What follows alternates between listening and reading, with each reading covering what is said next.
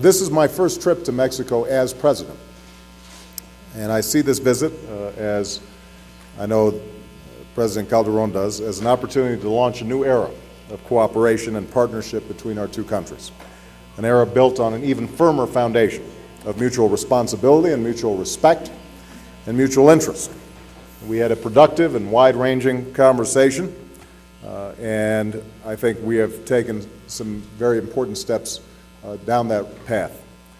It's difficult to overstate the depth of the ties between our two nations, or the extraordinary importance of our relationship.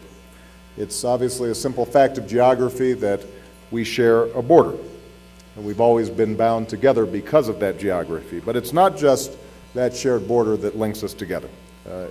It's not only geography, but it's also culture. It's also the migration patterns that have taken place that have become so important. Our deep economic ties mean that whatever steps that we're going to take moving forward have to be taken together. And that's why we worked hard hand in hand at the G20 summit.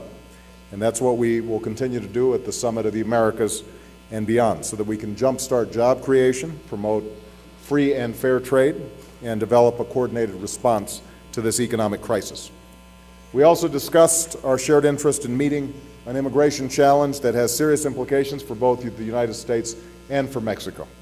My country has been greatly enriched by migration from Mexico. Mexican Americans form a critical and enduring link between our nations.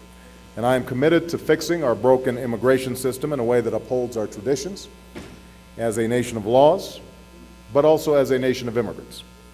And I'm committed to working with President Calderon to promote the kind of bottom-up economic growth here in Mexico that will allow people to live out their dreams here, and as a consequence will relieve some of the pressures that we've seen along the borders. But we also discussed what our nations can do to help bring a clean energy future to both countries. This is a priority for the United States. I know it's a priority for President Calderon, and I want to commend him for the work that he's already made in cutting greenhouse gas emissions, the commitment that he's made, even though Mexico is not required to do so under the Kyoto Protocol. And together we're establishing a new bilateral framework on clean energy and climate change that will focus on creating green jobs, promoting renewable energy, and enhancing energy efficiency. I look forward to strengthening our partnership in the upcoming Major Economies Forum on energy and climate, and in next year's UN climate negotiations, which I hope will be held here in Mexico. Now, as essential as it is that we work together to overcome each of these common challenges, there's one particular area that requires our urgent and coordinated action, and that is the battle that's taking place with respect to the drug cartels that are fueling kidnappings and sowing chaos in our communities and robbing so many of a future, both here in Mexico and in the United States. I've said this before, I will repeat it. I have the greatest admiration and courage for President Calderon and his entire cabinet, his rank-and-file police officers and soldiers as they take on these cartels. I commend Mexico for the successes that have already been achieved. But I will not pretend that this is Mexico's responsibility alone.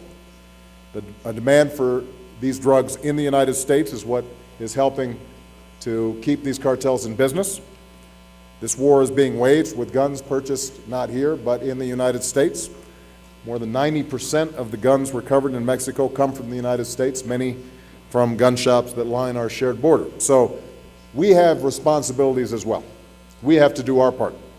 We have to crack down on drug use in our cities and towns. We have to stem the southbound flow of guns and cash. And we are absolutely committed to working in a partnership with Mexico to make sure that we are dealing with this scourge on both sides of the border. And that's why we're ramping up the number of law enforcement personnel on our border. That's why for the first time we are inspecting trains leaving our country, not just those entering it. That's why our Department of Homeland Security is making up to $59 million available to defend our common border from this threat to both of our countries. Now, as we discussed in our meeting, destroying and disrupting the cartels will require more than aggressive efforts from each of our nations. And that's why the United States is taking the following steps. We've begun to accelerate efforts to implement the Merida Initiative so we can provide Mexico with the military aircraft and inspection equipment they need when they need it. Yesterday, I designated 3 cartels as significant foreign narcotics drug traffickers under U.S. law, clearing the way for our Treasury Department, working together with Mexico to freeze their assets and subject them to sanctions. My National Homeland Security Advisor, who is here, General Jim Jones, as well as my Homeland Security Secretary, Janet Napolitano, and my top advisor on Homeland Security and Counterterrorism, John Brennan, are all meeting with their Mexican counterparts to develop new ways to cooperate and coordinate their efforts more effectively. In addition, as President Calderon and I discussed, I am urging the Senate in the United States to ratify an inter-American treaty known as SIFTA to curb small arms trafficking that is a source of so many of the weapons used in this drug war.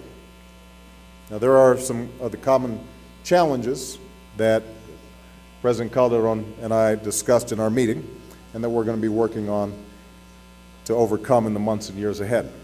It will not be easy, but I am confident that if we continue to act as we have today in a spirit of mutual responsibility and friendship, we will prevail on behalf of our common security and our common prosperity. So I think that this is building on previous meetings that we've had. In each interaction, the bond between our governments is growing stronger.